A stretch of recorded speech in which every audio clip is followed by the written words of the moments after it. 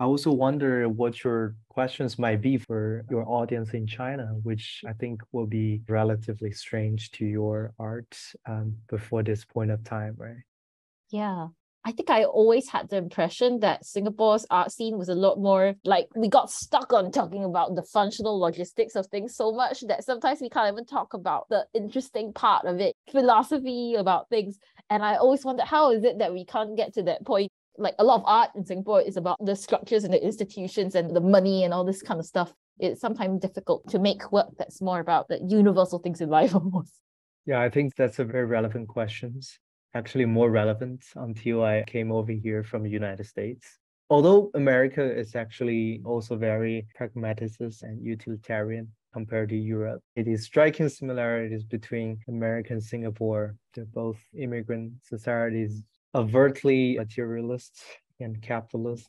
They care about really mundane aspects of life. But I think one unique characteristic of Singaporean art is that I don't know if that's like appropriate observation as an outsider at this point. I see this one thing you mentioned, the kind of fixation on very logistic issues, which I would actually argue that that's a very important issue as well. Most artists in this world, Yes. either in the West or the East, you're gonna survive, you're gonna pay the bills, right? Even if you're Rembrandt or Van Gogh, Van Gogh has to pay his bills as well, if without his brother paying for his bills. But that's another story. And on the other hand, I'm just thinking about how young but also disconnected Singaporean art history is. Because I was recently doing a lot of research on the so-called Nanyang School, which they would argue as source of visual culture or art practice, or even can say source of art education for Singapore, right? But I don't see that continuity in this new generation of Singaporean artists who are more interested in media or new media art. Maybe there's relative continuity in subject matter. They're all still live here. They care about the people here. They're still trying to talk about the history and the cultural issues here. But I think the way of engagement with medium and even with others has dramatically changed. So I would just wonder what kind of continuity is there and what kind of other issues or differences or possibilities that you have seen in other societies or other Asian societies where being artists is also a problem. You can also reframe it as like a very existential and philosophy question. Why art is the problem? That's something maybe you want to bring out later. Yeah, maybe I just illustrate it with one example. Some years ago, I was invited to curate the archive of the Substation, which is one of Singapore's oldest independent art spaces. It just shut down last year. But in the 90s, there were very few independent art spaces of that size that could fill that space for having an experimental, raw, not polished artwork. At that point, when I was doing that project, I wanted to interview older Singaporean artists who had been associated with the space in the 90s. However, I kept finding there was quite a bit of anxiety or maybe even hostility from an older generation of artists who seemed to be anxious of their position. For myself as a young artist, trying to interview them about what's gone on, I don't know anything because I wasn't there. I was a kid when in the 90s. I don't know what went on. I realized that people would ask me, how come you don't know that this important work? How come you don't know anything? Why did you do your research?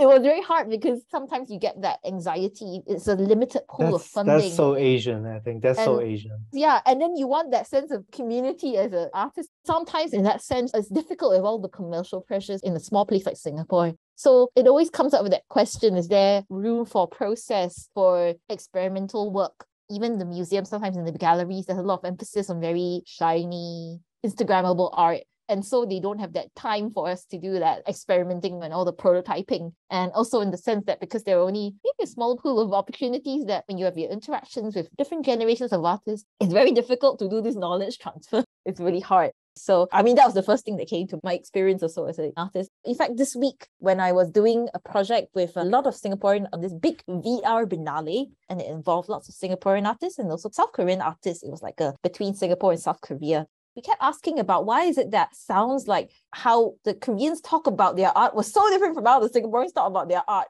Why couldn't we talk about the history of it? In that sense, like our work connected to a history of art making before us. But we were like thinking about trying to put together that community feeling wasn't as strong as the ways the South Korean artists were describing where they grew their influences directly from other artists that were older. Yeah. That's an interesting problem.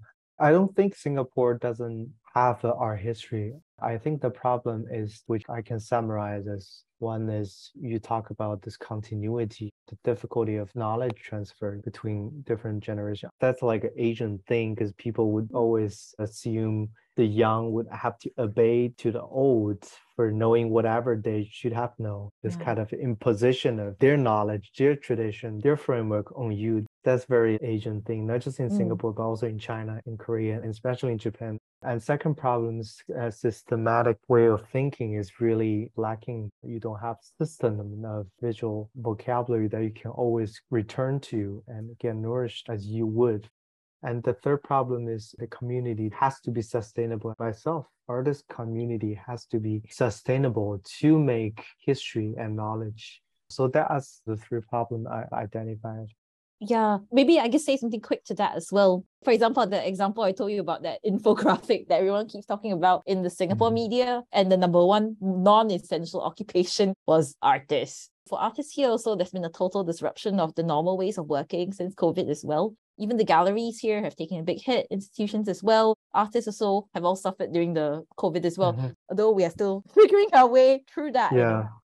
I feel like New York also had that kind of similar problem. Unless I think a lot of galleries I know, they already push way forward their deadlines into like 2026 to make sure they will start to make money only after 2025. So that's sort of a universal situation here in the art world. Because you mentioned like an infographic about how artists as an occupation is an unnecessary trade in the COVID era. But also I've seen a lot of similar columns in US as well. But there are like more people jumping out to say, oh, that's not right. If you have a strong enough and sustainable artist community, you can always have a unified front.